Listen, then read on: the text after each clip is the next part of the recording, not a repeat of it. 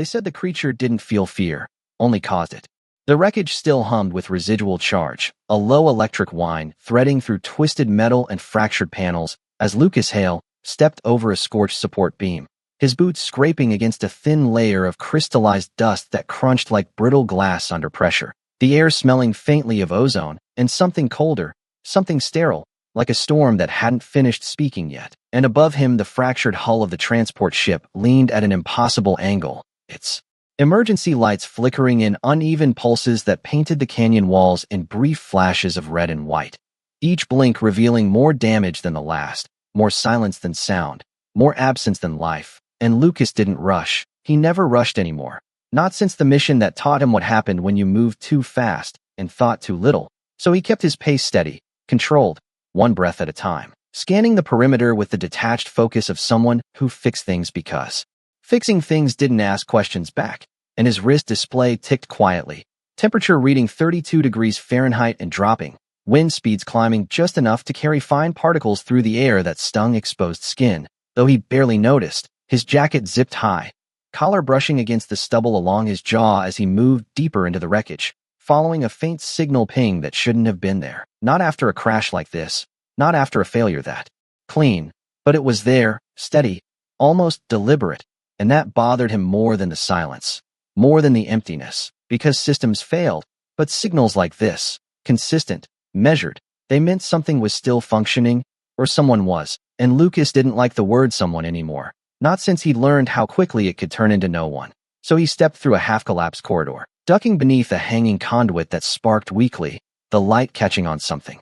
Ahead, something that didn't belong to the ship, something that moved, not fast, not aggressive, just a shift, a subtle adjustment like a breath held too long finally being released. And Lucas froze, not out of fear, just instinct, the kind that kept you alive by making you still. And there it was, behind a bent containment frame, partially obscured by shadow and broken plating, a figure, tall but folded inward, skin catching the fractured light in soft gradients of blue-green, not reflective like metal, not matte like fabric, something in between, something organic and unfamiliar. And for a moment neither of them moved, the hum of the wreckage filling the space between them like a held note.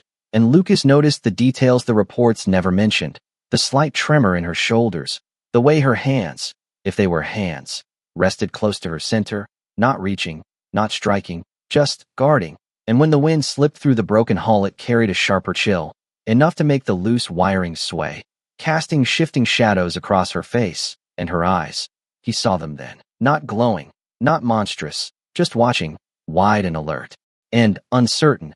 And something about that didn't match the stories, didn't match the warnings, didn't match the word they kept using, threat, because threats didn't hesitate. Threats didn't fold into themselves like they were trying to take up less space in a world that already rejected them. And Lucas exhaled slowly, the sound barely audible over the hum, lowering his scanner just a fraction, not a gesture of trust, not yet, just an absence of immediate rejection, and the signal on his wrist flickered again, stronger now, syncing almost perfectly with the rhythm of her breathing. And that was when he understood, not everything, not even close, but enough to know that whatever had happened here, whatever they thought she was, they had gotten at least one thing wrong, because monsters didn't look like they were waiting to be left behind, and Lucas Hale had seen enough broken things to recognize the difference. Lucas did not reach for a weapon because he did not carry one anymore, not after learning how quickly a raised hand could become a mistake you could never undo. So he let his arms hang loose at his sides, fingers slightly open, palms angled just enough to show they were empty. And the small motion seemed to matter because the figure across from him did not retreat further into the shadows, did not lash out, did not even shift her footing. She only watched, her breathing uneven but steadying in slow increments as if she were matching his rhythm without realizing it. And the flickering emergency lights above them pulsed again, casting a brief wash of white across her face, revealing finer details now that his eyes adjusted, the subtle pattern beneath her skin. Like faint currents moving under glass, the edges of her form not sharp but fluid, as though the air itself bent slightly around her presence. And Lucas tilted his head just enough to study the alignment, his engineer mind slipping into place out of habit, analyzing instead of judging, measuring instead of fearing, because that was easier, because that was safer. And his wrist display chimed softly, the signal spiking again, perfectly synchronized with her breath. Inhale, exhale, a waveform not random but reactive, and he exhaled quietly through his nose, the realization settling in without drama. She was not emitting energy by choice. She was responding, amplifying, like a system without a regulator, like a circuit left open in a storm, and storms did not choose where lightning struck. They only followed the path of least resistance. And something in that thought shifted his stance. Not closer, not yet, but different, less guarded, more intentional, and he reached slowly to his side. Unclipping the small thermal canister from his belt, the metal surface cold against his fingers before he pressed the activation stud, a soft hiss releasing a controlled stream of warmth that curled into the air between them, visible in the low temperature like a faint shimmer, and he set it down on a flat section of broken plating, then stepped back half a pace, giving space, not offering, not demanding, just placing. And for a moment nothing happened, the hum of the wreckage continuing its quiet song, the wind threading through fractured seams, carrying that same sterile scent. And then she moved, not forward in a rush, not with any sign of aggression, just a careful shift, a single step, that brought her closer to the edge of the light, her gaze flicking from the canister to him and back again, as if calculating something beyond simple distance. And Lucas did not speak. Words tended to complicate things when they were not needed, and this did not feel like a moment for explanation. It felt like a moment for patience. So he stood there, breathing slow, steady, the way he had learned to do when everything else inside him wanted to tense. And after a long second that stretched into something quieter, she extended one hand, fingers trembling slightly before hovering above the warmth, not touching it at first, just feeling the heat, testing it. And when she finally lowered her hand closer, the signal on his wrist surged, not sharply, not dangerously, but noticeably, the waveform smoothing instead of spiking, stabilizing in a way he had not seen since he entered the wreckage. And Lucas watched the numbers adjust, watched the chaotic fluctuations settle into something more predictable, more contained, and he let out a breath he did not realize he had been holding. Not relief, not exactly, but recognition, because broken systems did that when you gave them the right conditions. They did not fix themselves all at once, they just stopped getting worse. And her shoulders eased by a fraction, the tightness in her posture loosening just enough to notice. And when her eyes lifted to meet his again, there was something different there now. Not trust, not yet, but the absence of immediate fear. And that was enough. More than enough for a first step. And Lucas gave a small, almost imperceptible nod. Not as a command, not as an invitation, just an acknowledgement. And in the quiet space between the flickering lights and the humming metal, it felt like the first honest exchange either of them had experienced in a very long time. The warmth did not last forever. Nothing ever did. And Lucas knew that before the temperature reading on his wrist display began to dip again. The small canister hissing softer now as its internal charge thinned. But what mattered was not how long it lasted. It was what it had already changed, because the signal had steadied, not perfect, not stable by engineering standards, but no longer chaotic, no longer spiking like a system on the verge of collapse. And he shifted his weight slightly, boots scraping against the fractured plating, testing the ground as much as the moment, while his eyes moved past her for the first time, scanning the deeper sections of the wreckage where shadows gathered thicker and the structural integrity looked questionable at best. And that was when he noticed the pattern, subtle at first, almost easy to miss if you were not looking for it. The burn marks along the interior walls were not random. They followed lines, arcs that curved outward from a central point. And that point was not the engine core, not the control deck. It was here, this corridor, this exact place where she now stood half in light, half in shadow. And Lucas exhaled slowly, the pieces settling together in a way that felt less like discovery and more like confirmation. The crash had not been caused by her, not directly, but whatever reaction she triggered had cascaded through the ship's systems faster than they could compensate. A chain failure, not an attack, a response. And responses could be understood, could be managed if you approached them the right way. And that thought anchored him more than anything else, because understanding meant there was a path forward. And Lucas had always trusted paths more than instincts. Instincts had failed him once, cost him something he did not talk about anymore. So he relied on what he could measure, what he could adjust. And right now the numbers told him one thing clearly. Proximity mattered. The closer he stood, the smoother her output became. Not because she needed him, not in any way that made him important, but because she was mirroring stability, reflecting it the same way a broken system tried to lock onto a consistent signal. And that realization carried weight, not emotional, not yet, just practical. And he took one careful step to the side, not forward, not closer, just altering the angle.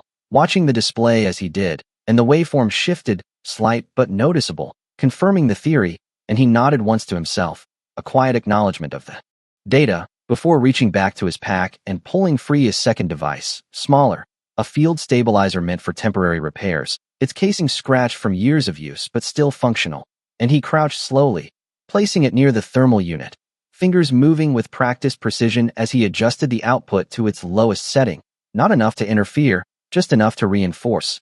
And when he activated it, a faint hum joined the chorus of the wreckage, softer, more controlled, like a counterpoint to the lingering chaos. And her reaction was immediate, not dramatic, not fearful, just a subtle stillness, the kind that came when something unpredictable suddenly made sense, and her eyes narrowed slightly, studying the device, then him, then back again, as if tracing the connection, and Lucas remained where he was, not pushing, not explaining, letting the moment settle into its own rhythm. Because he had learned that forcing understanding never worked, it only created more resistance, and after a few seconds she shifted again, one step closer to the devices, her movements less hesitant now, more deliberate, and when her hand hovered above the stabilizer this time, the signal on his wrist smoothed further, the fluctuations ironing out into something that almost resembled a controlled output, not perfect, but manageable, and Lucas felt something shift inside him then, not fear, not even relief, just a quiet recognition that this was no longer a situation to observe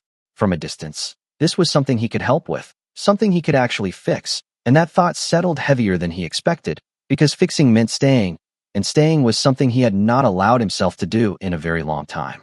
The stabilizer held its quiet tone, a low consistent hum that seemed to press gently against the broken air around them, and Lucas watched the readings settle into something that no longer felt like a warning but a possibility, the waveform smoothing in slow increments as if the system itself was learning how to breathe again, and for the first time since he stepped into the wreckage, he shifted his attention away from the numbers and back to her entirely. Because data could only tell him so much, the rest had to be seen, had to be understood in ways no display could translate, and she was closer now, not by accident, not by drift, but by choice, her posture no longer folded inward but still cautious, still measured, as if every movement passed through an invisible filter before it was allowed to exist, and Lucas recognized that pattern, not in machines, but in people, the kind who had learned that one wrong move could change everything, the kind who lived inside their own restraint.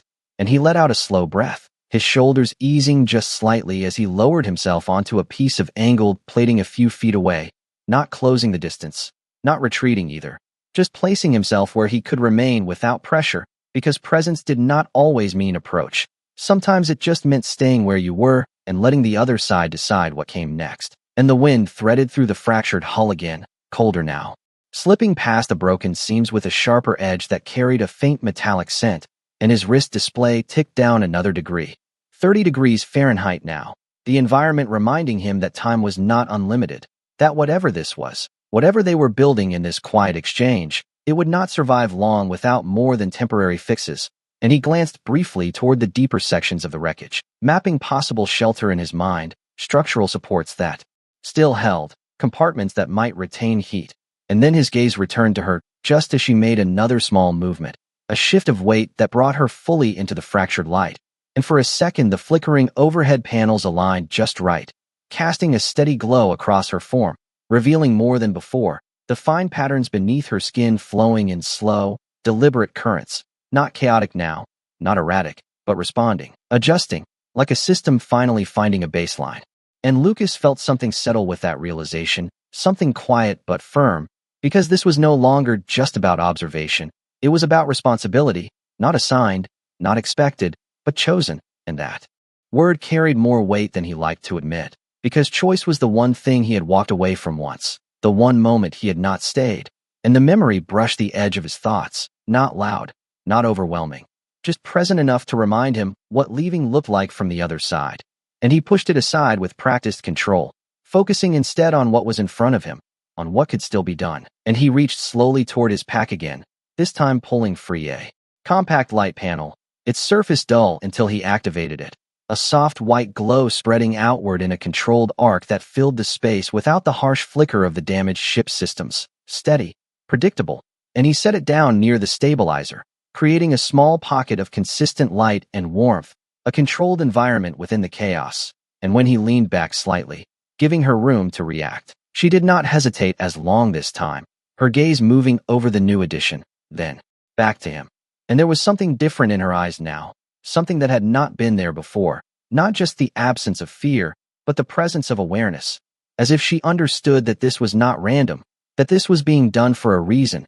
And when she stepped closer into that circle of light, the signal on his wrist aligned almost perfectly, the waveform flattening into a steady line with only minor fluctuations. And Lucas let out a quiet breath, not relief, not pride, just recognition, because this was what it looked like when something broken was given the chance to stabilize, not fixed, not healed, but no longer alone in its failure.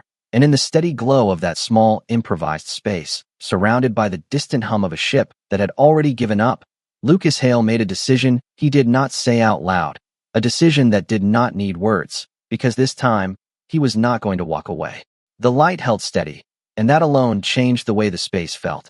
No longer a broken corridor, but something closer to a boundary, a fragile pocket carved out of chaos where things could exist without immediately falling apart. And Lucas remained where he was, seated against the angled plating, his posture relaxed but not careless, every movement still measured even in stillness, because he knew how quickly a stable system could collapse if pushed too far, and the readings on his wrist confirmed what his instincts were beginning to accept. The waveform had not only stabilized, it had begun to repeat, a pattern forming where there had once been only reaction, and patterns meant predictability. And predictability meant control, at least in small degrees, and he watched her carefully as she stood within the circle of light, her form no longer retreating from it, but leaning into it in subtle ways, her shoulders less rigid, her breathing no longer uneven, and the faint currents beneath her skin moved with a slower rhythm now, like energy that had finally found somewhere to settle instead of somewhere to escape from. And Lucas tilted his head slightly, studying the relationship between her position and the devices he had placed, the stabilizer humming at a consistent frequency, the thermal unit still releasing what little warmth it had left, and the light panel providing a steady visual anchor, three simple elements working together in ways that no single system could have managed alone. And that thought lingered longer than he expected, because it was not just about engineering anymore. It was about balance, about creating conditions where something fragile could exist without being overwhelmed. And he reached slowly toward his pack again, not because he needed more tools, but because habit told him to prepare for the next failure before it arrived. And as his fingers brushed against the worn fabric, he paused, his attention drawn back to her by a small sound. Not a word, not anything structured, just a soft shift in tone, something between a breath and a hum. And he looked up to find her watching him, not the devices, not the light, but him, her gaze steady in a way that felt different from before, less uncertain, more focused, as if she were no longer just reacting to the environment, but actively observing it, and that included him. And Lucas held her gaze for a moment, not challenging it, not avoiding it either, just meeting it with the same quiet consistency he had maintained since the beginning. Because consistency was something she seemed to respond to, something her system could align with. And after a second that stretched just long enough to matter, he gave a small nod, the same minimal gesture he had used before, an acknowledgement without demand. And her response came not in movement, but in stillness, a deeper kind of stillness, the kind that suggested she understood the absence of threat, that she recognized the pattern he was offering, and the signal on his wrist reflected it almost immediately, the waveform tightening further, smoothing into a near constant line with only the faintest variations. And Lucas let out a quiet breath, slower this time, more deliberate, because this was no longer just stabilization. This was adaptation, and adaptation meant the system was learning, adjusting in real time to the conditions he had created. And that realization carried weight, because it meant she was not just surviving the environment. She was responding to it in ways that could be guided, and guided meant there was a path forward, not just here in the wreckage but beyond it. And his gaze shifted briefly toward the far end of the corridor where the hull opened into darker sections of the ship, places where the cold would be harsher, where the instability would return if they moved without preparation. And he knew then that staying here was not a solution. It was a temporary hold, a pause before the next decision, and decisions had always been the part he avoided, the part that carried consequences he could not always predict. But this time felt different. This time the data was clear enough, the pattern strong enough, and he pushed himself slowly to his feet, movements controlled, deliberate, making sure nothing in his posture broke the fragile balance they had built. And when he stood, he did not step toward her. He stepped slightly to the side, opening a line of sight toward the deeper interior of the wreckage, his gaze moving there and then back to her, not pointing, not directing, just showing, offering a possibility without forcing it. And for a moment nothing happened, the hum of the stabilizer continuing its quiet tone, the light steady, the air cold but held at bay within their small constructed space. And then she shifted, her eyes following the path he had revealed, then returning to him once more. And in that exchange there was something new, not just awareness, not just stability, but the beginning of choice, and Lucas recognized it immediately, because choice was the one variable no system could predict. And for the first time since he stepped into the wreckage, he was not calculating what might go wrong. He was waiting to see what she would decide.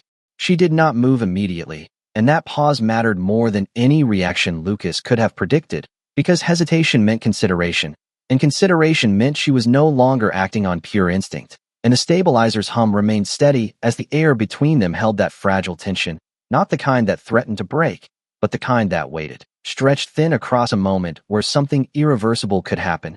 And Lucas kept his posture neutral, not encouraging, not withdrawing, his gaze steady but soft, because he understood now that sudden shifts carried consequences, that even something as small as urgency could ripple through her system in ways he could not fully control. And the numbers on his wrist display confirmed it, the waveform holding its smooth pattern with only minor tremors, like a surface that could still be disturbed if struck too hard, and the cold pressed in around the edges of their constructed space, the temperature dipping another degree, 29 degrees Fahrenheit now, the environment reminding them both that stillness was temporary, that remaining here was not sustainable. And Lucas shifted his weight slightly, not toward her, not toward the exit, just enough to recenter himself on stable footing, his boots finding a more secure position against the uneven plating.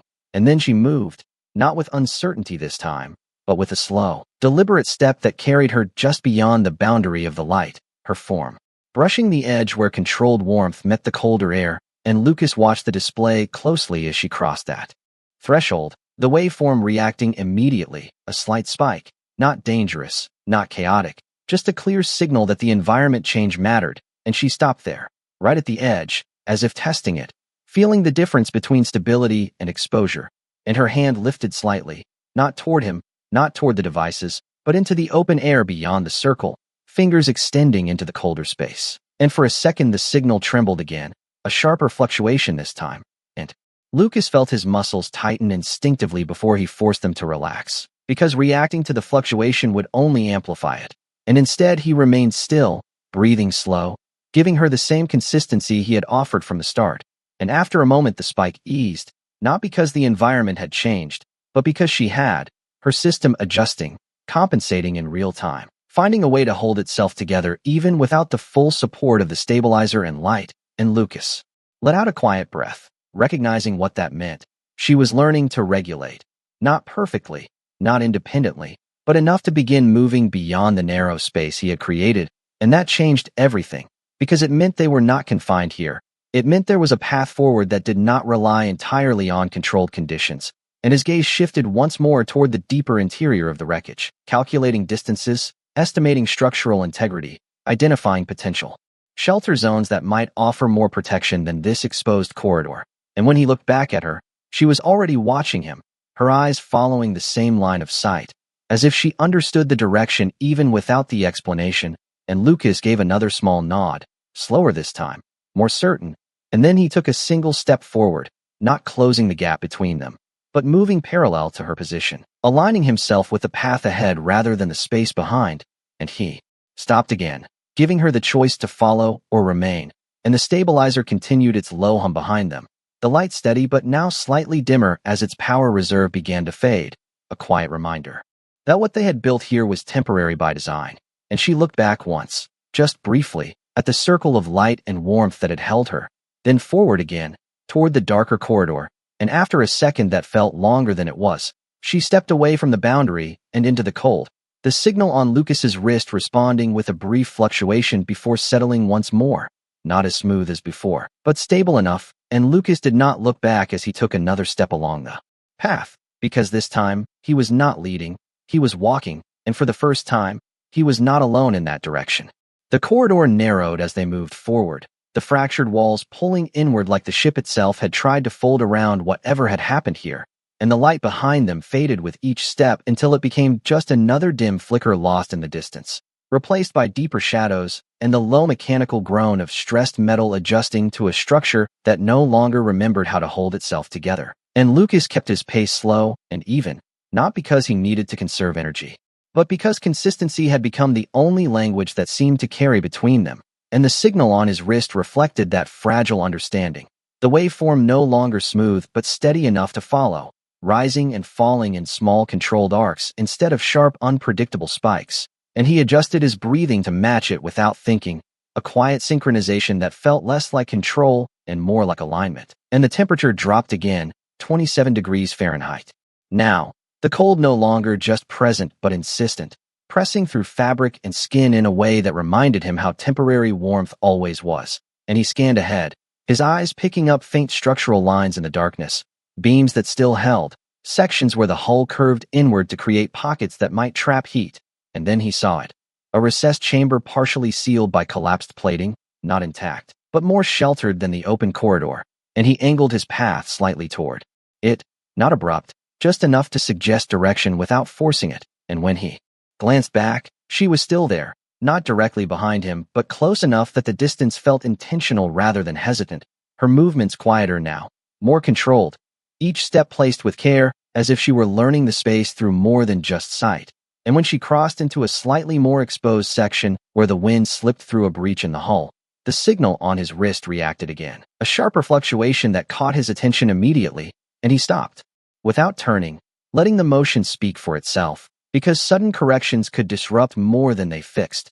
And after a moment the fluctuation eased, not entirely gone, but contained, and he resumed his movement just as slowly, maintaining the rhythm they had built.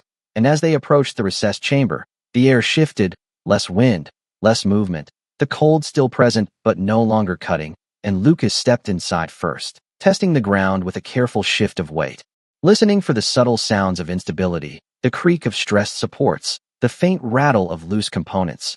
And when nothing responded beyond the expected low hum of the damaged ship, he moved further in, scanning the space with practiced efficiency, noting the angled walls that blocked direct airflow, the overhead panel that still held in place despite visible strain, and the narrow opening that would allow exit without exposing them completely. And he exhaled slowly, a small confirmation that this would hold, at least for now. And then he turned just enough to see her at the threshold, her form outlined by the dim light behind her, hesitation returning not from fear, but from the shift in environment, the transition from movement to stillness. And Lucas did not call her in, did not gesture. He simply lowered himself to one knee near the center of the chamber and reached into his pack, retrieving the stabilizer once more along with a second unit, older, less precise, but functional enough to reinforce the field. And he set them down carefully, adjusting their output with small deliberate movements until the hum returned, slightly stronger now, filling the chamber with a controlled resonance that pressed gently against the air. And when he activated a fresh thermal unit beside them, the faint warmth began to build again, not enough to erase the cold, but enough to soften its edge. And only then did he look back at her, not expectant, not urging, just present within the space he had prepared. And for a moment she remained where she was, the signal on his wrist hovering in that uncertain middle ground. And then she stepped forward, crossing the threshold into the chamber, the waveform reacting with a brief rise before settling once more.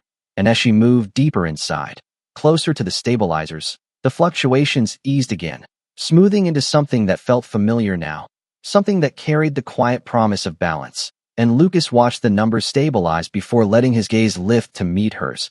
And in that small enclosed space, surrounded by the distant echoes of a broken ship, there was no urgency, no immediate danger pressing in, only the steady hum of systems working together and the unspoken understanding that for now, this place, fragile as it was, would be enough to hold them both. The chamber settled into a rhythm that felt almost deliberate, the twin stabilizers producing a layered hum that resonated through the angled walls, not loud, not intrusive, but present in a way that made the air feel structured instead of scattered. And Lucas remained kneeling for a moment longer, watching the readings on his wrist display as they aligned into a pattern that held without effort, the waveform no longer chasing stability but maintaining it, and that difference mattered more. than anything he had seen so far, because maintenance required less force than correction, and less force meant less risk, and he let out a slow breath before shifting his position, easing himself down to sit against the inner wall of the chamber, the metal cold even through the fabric of his jacket, grounding in a way he did not mind, because cold was honest, predictable, unlike the kind of silence that followed mistakes. And he rested his forearms on his knees, hands relaxed, posture open, without being exposed, and across from him she had settled as well. Not mirroring his position exactly, but finding her own version of stillness, her form angled slightly toward the stabilizers, close enough to benefit from their field, but not dependent on it entirely, and the faint currents beneath her skin moved in a steady flow now, no longer searching for equilibrium, but sustaining it. And Lucas watched that pattern for a few seconds before his gaze shifted upward to the fractured ceiling, tracing the lines of stress that ran through the structure, mapping weak points, calculating how long this place might hold if the temperature continued to drop, if external pressure increased, if something else disturbed the fragile balance they had built, and his mind worked through the variables automatically, not out of fear but out of habit, because preparation was the only thing that had ever given him a sense of control. And then a sound broke the pattern, soft but distinct, not mechanical, not environmental, something closer to a tone shaped with intention, and Lucas's attention returned to her immediately, his eyes narrowing slightly as he listened, not interrupting, not reacting beyond the shift of focus, and she made the sound again, quieter this time, almost testing it, as if she were measuring how it carried through the space, and the stabilizers responded in a subtle way, their hum adjusting by a fraction, not enough to change output, but enough to indicate interaction. And Lucas leaned forward slightly, his interest sharpened now. Because this was new, this was not just adaptation to the environment. This was communication, not in words, not in anything structured, but in frequency, in resonance. And he glanced down at his display, watching as the waveform shifted in response to the tone she produced, not spiking, not destabilizing, but aligning, as if the signal were being guided rather than reacting on its own. And he exhaled quietly, the realization settling in with a weight that felt different from the others.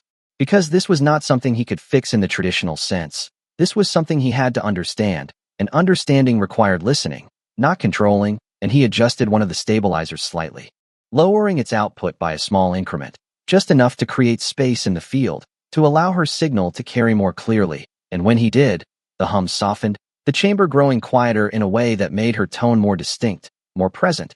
And she responded almost immediately, the sound shifting in pitch, not random, not accidental, but intentional in a way that made Lucas's chest tighten slightly with recognition. Because he had heard patterns like that before, not in machines, not exactly, but in systems learning to communicate across incompatible frameworks, finding common ground through repetition and adjustment. And he held still, letting the moment unfold without interference, because pushing now would break what was forming. And after a few seconds she stopped, the silence returning not as emptiness but as a pause, a space waiting to be filled, and Lucas did something he had not planned, something that came not from analysis, but from instinct tempered by everything he had learned in the last hour. He reached out and tapped lightly against the metal floor beside him, once, then again, creating a simple rhythm, steady, consistent, nothing complex, nothing that could be misinterpreted, and he waited, watching her, not expecting, just offering. And for a moment nothing changed, the stabilizers humming, the cold pressing gently against the chamber walls, the air still and controlled. And then she responded, not with movement, not with proximity, but with sound. A soft tone that matched his rhythm in its own way, not identical, not mirrored, but aligned, and the waveform on his wrist smoothed further, settling into a pattern that no longer felt fragile. And Lucas felt something shift inside him then, not relief, not certainty, but something quieter, something that had been absent for a long time. The sense that connection did not always require understanding first. Sometimes it just required the willingness to stay long enough for it to form, and in the dim light of that broken chamber, surrounded by systems that should not have been working at all, two entirely different beings found a rhythm that held without force, and for the first time since the crash, the silence between them did not feel like something waiting to break. It felt like something that could last. The rhythm held, not perfectly, not without variation, but steady enough to feel intentional, and Lucas let his hand rest against the cold metal floor after the last tap, resisting the instinct to continue, because he understood now that this was not something to control, it was something to share, and across from him her tone lingered for a moment longer before fading into the low hum of the stabilizers, leaving behind a silence that no longer felt empty but complete, as if something had settled into place that did not need to be forced any further. And Lucas leaned back against the wall, his shoulders easing in a way that had nothing to do with the temperature and everything to do with the absence of tension, the kind of tension that had followed him for longer than he cared to measure, and his eyes drifted to the wrist display again, more out of habit than necessity. The waveform now holding a pattern that remained consistent even when neither of them moved, a sustained equilibrium that did not rely entirely on proximity or external devices. And that realization carried a quiet significance, because it meant the stability was no longer fragile in the way it had been before. It had been internalized, at least in part, and Lucas exhaled slowly, the sound barely audible in the chamber, his breath forming a faint mist in the cold air before fading. And for a moment he allowed himself to simply sit there, not calculating, not adjusting, just present in a way that had once felt impossible. And then a distant sound threaded its way through the structure, faint at first, almost indistinguishable from the ship's natural settling, but different in its rhythm, more structured, more mechanical, and Lucas's posture shifted immediately, not tense, but alert, his head tilting slightly as he listened, filtering the noise through experience. And there it was again, a low repeating pulse from somewhere beyond the chamber, not close, not immediate, but approaching in a way that could not be ignored. And his gaze moved toward the narrow opening, the dim light from the corridor beyond flickering in uneven intervals, and he knew what it meant without needing confirmation. Someone else was out there, or something, and whatever it was, it would not understand what had been built here. It would not see the pattern, the balance. It would only see what it expected to see. And that thought settled heavily but clearly, because expectations were the one thing that had caused all of this to begin with. The fear, the reaction, the crash, and Lucas pushed himself slowly to his feet, movements controlled, deliberate, making sure nothing in his motion disrupted the equilibrium they had achieved. And when he stood, he did not step toward the opening immediately. He turned instead, his eyes meeting hers, holding there for a moment that carried more meaning than any words could, because this was not about instruction, it was about choice. And he gave the same small nod he had offered before, not as a command, not as reassurance, just acknowledgement. And then he stepped toward the opening, placing himself between the chamber and the corridor beyond, not in a defensive stance, not aggressive, just present, a line drawn not with force but with position, and behind him the stabilizers continued their steady hum, the warmth lingering just enough to hold the space they had created, and the signal on his wrist remained smooth, unchanged by his movement, unchanged by the distant sound. And that told him everything he needed to know, because whatever came next, whatever entered that corridor, whatever carried those approaching pulses, it would not change what had already been established here.